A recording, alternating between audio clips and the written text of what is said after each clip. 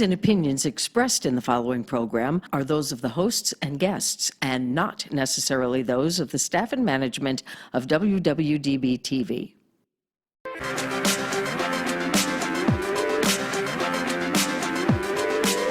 Whether she's walking the red carpet or doing interviews, you'll find her with celebrities and all the latest news. She's here, she's there, she's everywhere, she's always on the go. So sit back, relax, and get ready, 'cause it's the Corey Taylor Talks Show.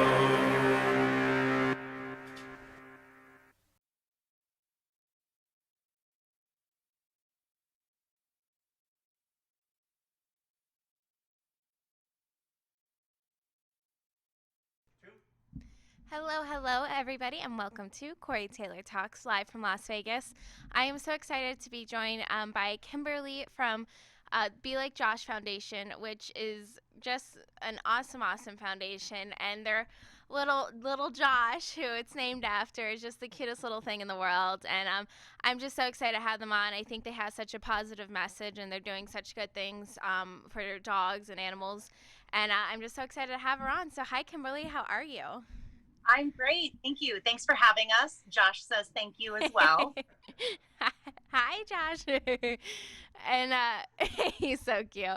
But why don't you tell people a little bit about Josh and the Be Like Josh Foundation? Oh, absolutely. So Josh is my personal pet companion. I say that because I recently had a few people reach out to me and ask me if Josh is adoptable. I don't blame them. I was, his foster mom a few years ago, and then immediately fell in love and adopted him. He does have a neurological disability that he was born with. It's called cerebellar hypoplasia, which just essentially means that his motor function has been affected. So he has wobbly walking or drunk walking.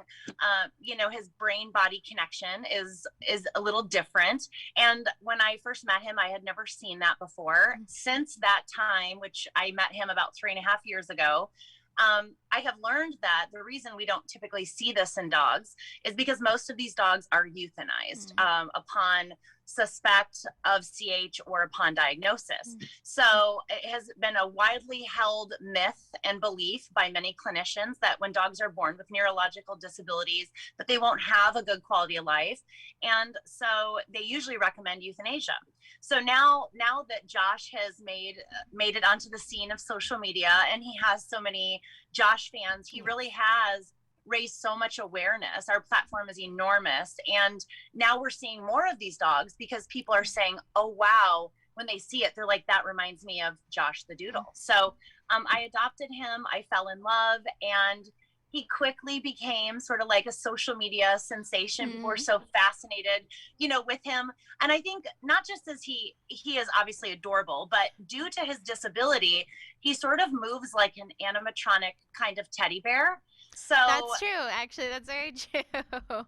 Yeah. So I think that drew in a lot of the clickbaiters, right? But then also, I began really opening up and vulnerably sharing about my life with him, and what it looks like to live with him, and how amazing it is, as well as things about myself that I've learned as a result of caring for him, because it was a really big challenge at first. And so then came sort of this opportunity to take him from being just a clickbait Instagram dog into someone and something that is representative of a bigger message. And that was sort of my goal for the Be Like Josh Foundation. Absolutely. And I think it's such a cool thing that you guys are doing this, because like you said, unfortunately, the little dogs that are born with these disabilities, a lot of times they aren't giving a second chance. So that's amazing that he was given a second chance, and you made it such a big thing, and to spread the message that they can have great lives. And you're an absolute wonderful mother to him, and for you to do this and the whole foundation is just the coolest thing. And I know you also have the rescue with it, correct? Yeah, so the Be Like Josh Foundation was originally supposed to just be predominantly community outreach, public meet and greets, visiting schools, talking to kids about dogs with disabilities and talking about inclusion and what that looks like. Do you want to get down? Oh, hold on. Hold on. Josh is expressing his interest in getting down. No problem. Uh, and so, you know, having already been in rescue for a long time and knowing all too well the burnout that goes with that, I'm really looking to dive into rescue advocacy from a different angle. And so we were visiting schools and letting kids get hands-on with Josh and teaching inclusive language, not just with dogs with disabilities, but talking about all abilities inclusion across both animals and humans, and talking about our peers with different abilities, just trying to, I don't know what happened there. Sorry. It's okay. Just trying to increase the compassion in the youth, the up and coming, you know, leaders of tomorrow. Right. But when COVID hit, we realized that is all kind of coming to a standstill. And I still do some Zooms with classrooms and stuff, but it's not the same. No. So because we have so many supporters, we wanted to sort of channel that support into something. So originally our plan was to sort of like highlight and save a dog a month. That was sort of like an ambassador of our mission. But once COVID hit, that went from like a dog a month to like 10 dogs a month. So for like the last year, we've really been doing just a ton of neuro disabilities rescue, which is great. It's awesome. But I'm excited to get back to sort of like the community outreach part too. Absolutely. I think everyone's ready for COVID to get out of the way so we can kind of get back to normal. But like you said, it's such when you see him and everything, and you see how happy he is and how wonderful he is, and like you said, you can teach people more about disabilities and in all forms, like you said, humans as well. I think that's such an incredible thing, especially with kids. If you start them at a young age, better understanding when they grow up, I think it'll help them be better people in general too. So I think it's a wonderful thing, and he's the perfect little mascot for you guys. Oh, he's amazing. He just brings so much joy, you know, everywhere that he goes. Yeah. And I know, like you said, you obviously helped a lot of dogs now, especially, and I'm sure with the kids and stuff, being able to see him, it's really cool. Do you have like maybe a favorite story of yours that happened with him? Oh my gosh. In regards to visiting the kids? Yeah, that'd be great. You know, there's so many. I would say that, so we've visited quite, I just realized what the technical difficulty is because I couldn't get my laptop working. I'm doing this on my phone and I'm not on airplane mode. I apologize. Oh, no, you're fine. Don't worry. Don't worry. So we have visited so many schools, and the kids are always amazing, and they're so welcoming to him, and it's great. And there was this one school that we visited, and it was at the end of our day, and we'd already gone around to the classrooms. And what I'll do is I'll typically do like a large assembly, and then from there we'll do breakout sessions in individual classrooms. And it was afterwards, and we met a lot of the students, and they already knew Josh was in the building, and we were walking through the hallways, and we were kind of leaving for the day. We happened to be leaving at the exact same time as classes were letting out.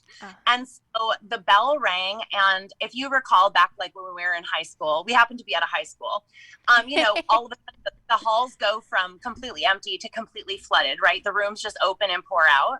And I had been running my camera because Josh was walking in his wheelchair down the hallway, and I was kind of calling him to me. And then the bell rings, and all of a sudden, all these students pour out of the classrooms, and you could tell they saw him and they just got caught off guard. And then they all just kind of held back for a second. And then they all just slowed down and started walking behind him. And it almost looked like one of those like Sesame Street kind of moments, or like a feel good after school special thing. So I've got Josh walking down the hallway in his wheelchair, so proud. And then all students of different, you know, abilities and nationalities and heights and weights and ages and grades just walking together. And it just was the message of inclusion in that moment. It was just really heartwarming, and it was so great seeing that. So I think that probably stands out as just a memorable moment. We've connected with so many individual students, but that right there for me was, I just wanted to keep doing that and having more of those. So I look forward to getting back to that.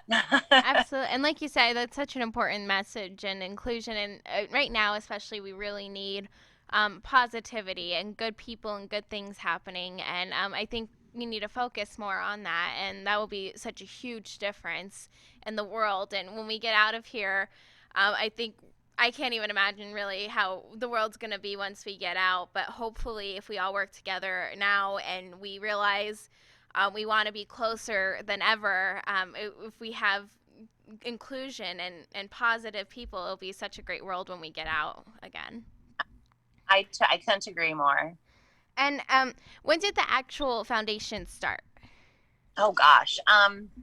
Hold on, I got to think about that a moment because it happened really fast. Right. What did we just entered into 2021. Uh-huh. So we're very new. I guess I would say at the end of 2019 Oh, is when we started getting going. Yeah, I mean, I would say we've been at this a year and a half. I mean, the growth has been, yeah, it is. It's been a year and a half because Wow. I filed the tax returns twice. So it's just, the growth has been astronomical. Yeah. It's kind of surreal, honestly, because I never thought it was going to turn into this. And people always ask me that, whenever I do an interview, they're like, what was your goal? Like, what did you ever think was going to happen? I never envisioned all of this. So yeah, it's been about a year and a half that we've been going hard. You already did so much in such a short period of time, and with such a challenging time. 2020 was. That's amazing. Yeah. Well, I do actually think that COVID, in a way, sort of helped boost us because for the last however many months, people have been locked at home consuming content, and following more pages and getting more involved on social media. And so we really do utilize our social media platform all day, every day. We are really involved on social media. Right. So I think that our community really grew over the last year. And as the desire and the need to improve mental health amongst this pandemic, I think people were drawn initially to Josh's happiness and the story. And then I think they dug in deeper when they saw that it was so much more than this kind of one-dimensional happy dog, that there's a mission and like a code of ethics and community guidelines and all these things that go with the Be Like Josh community. Yeah.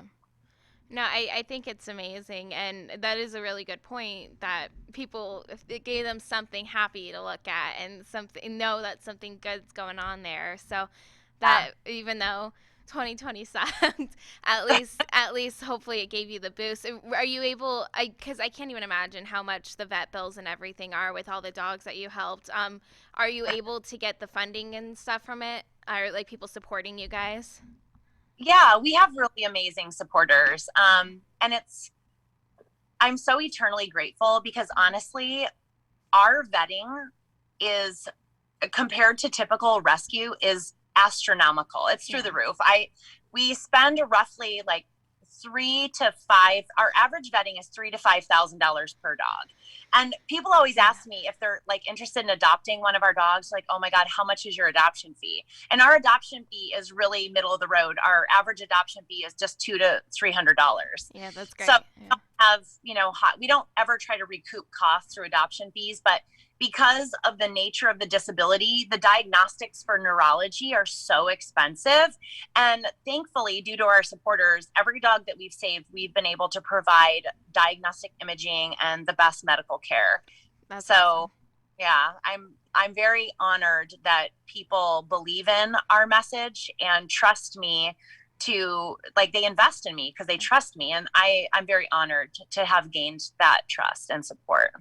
No, that's great, and I'm glad that you shared the financial struggles it must be, because, like you said, they do have the neurological disorders, and people don't even really think about how much you have to do to even diagnose it and treat it and everything. And so I think that's wonderful that people are supporting you guys, because it's such an important thing. And I hope you're getting lots of them adopted. I know you are. I know people are just loving them, and you're finding wonderful permanent homes for these people, for these dogs. And that is just a great, great thing that you're saving all these dogs. Thank you. Yeah, I love it. I mean, they deserve an opportunity to find a forever home just like any other dog. Yes. And that's really our mission, is that it's different abilities but they're still amazing pet companions. Like the physical abilities really don't define the worth of a dog, just like our physical abilities, they don't define our worth as people. And I think that's the challenge, is that, you know, clinicians are always evaluating quality of life with dogs in relation to their abilities. And that's something I hope to change. So, and I hope that I have already. Oh, I think you have, and like you said, in such a short amount of time, you've made such a difference in so many dogs' life and people's life. And like you said, hopefully they'll start to look at it differently and see that Josh and all these other dogs have awesome, amazing lives. They're just a little different from other dogs, but that's not a really big deal. And I think that's great that you're promoting that and spreading that message. Hell yeah, they're awesome. That's right. And I know, like you said, you're pretty new to it, but do you know how many dogs you've actually rescued so far? I I don't even know. I wouldn't know where to start. Yeah. Yeah, because we've had so many, obviously, neurological dogs, but then we've also had some typically able dogs that come into our rescue and seniors. I don't have a number. I'm sorry. No, it's okay.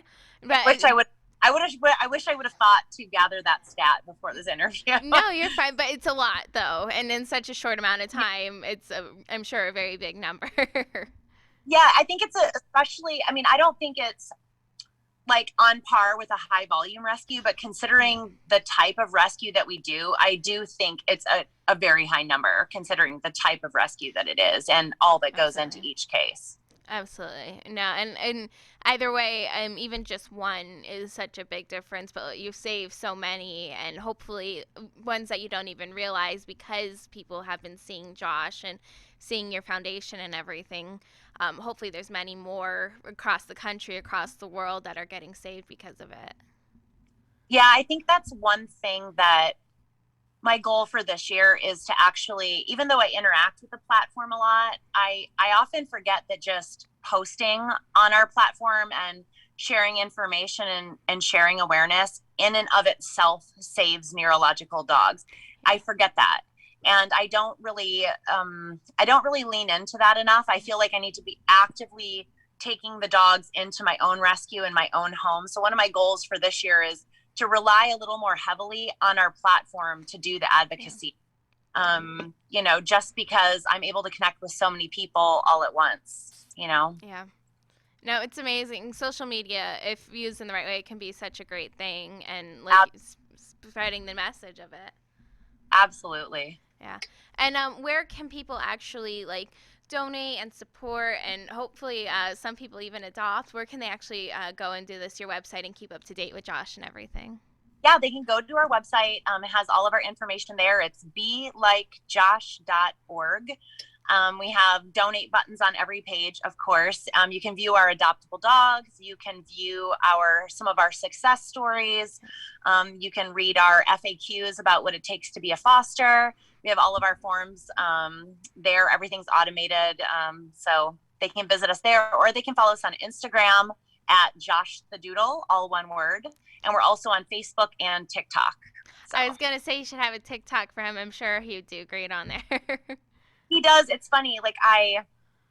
Because I'm so tied up on Instagram, I don't often cross over to TikTok, but my husband kind of runs the TikTok page for our pack. We have so many other dogs as well, right? We have Josh, but then we have 5 others, and we always have fosters. So his handle on TikTok is Father of Paws, and I think he has 700,000 followers there. Yeah. So, and that's a whole different crowd, because Andrew, my husband, tends to be, a little bit more wild on screen. So people can follow us there as well. That's awesome. Well, I think what you're doing is amazing, and I know you'll just grow so much. And like you said, hopefully when we're out of quarantine and you can start going to schools again and stuff and start advocating for younger kids and everything, I think it'll be just grows even so much more. And I think it's just amazing, and I'm so happy little Josh is there and he's doing great, and you're saving so many dogs, and it's amazing. So thank you so much for doing this, and thank you for being on today. Oh, of course. Thanks for having us. I appreciate it. Thank you, and I hope you have a wonderful day, and I can't wait to see all the growth you'll have. So thank you so much. Thanks. Thanks for supporting us. This is not a sad story. This is a story about kindness, inspiration, and joy. Josh is one of a kind in ways more than what may be apparent here.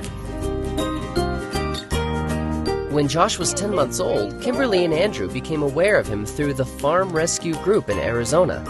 The rescue group was looking for a foster home for Josh. Kimberly and Andrew were already active in the dog rescue community and jumped at the opportunity. Within hours, they knew Josh wasn't going anywhere.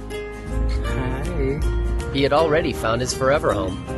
Oh, Josh, you look so good. Josh has cerebellar hypoplasia, a neurological condition in which the cerebellum is smaller than usual or not completely developed. Come on, Josh. Oh my gosh. The cerebellum is the portion of the brain that controls fine motor skills, balance, and coordination. It does pose physical challenges to those who live with this condition, but it's not painful and doesn't get worse over time. Josh, have you earned a treat? That's what I thought. And Kimberly says these dogs are not any less of a dog because they have a disability. In fact, it's often hard for Josh to contain his joy. In one instance, he overdid it while walking and had to be taken to a physical therapist for a shoulder strain. Come here. Here, you can see Kimberly telling Josh to calm down. I know you're excited, but you gotta calm down. Kimberly urges people to throw out society's old way of thinking where we measure a dog's quality of life based on the activities they can do. Josh's story has touched the hearts of millions worldwide, prompting Kimberly and Andrew to start the Be Like Josh Foundation, aimed at celebrating humans and animals with special needs. Kimberly further says about Josh, Josh is so special. He is my heart and soul. He has gotten me through some impossibly tough times. Josh the Doodle is so much more than what he seems. He's literally a gift, disability and all. Even if I could wave a magic wand and change one thing about him, I wouldn't. He is ideal just the way he is. You're winning the race.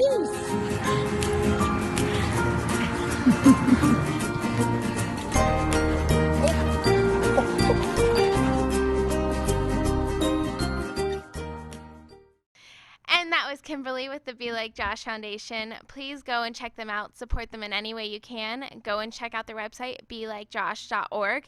We're going to play a video after this so you can kind of get even a little better idea. So go and check it out.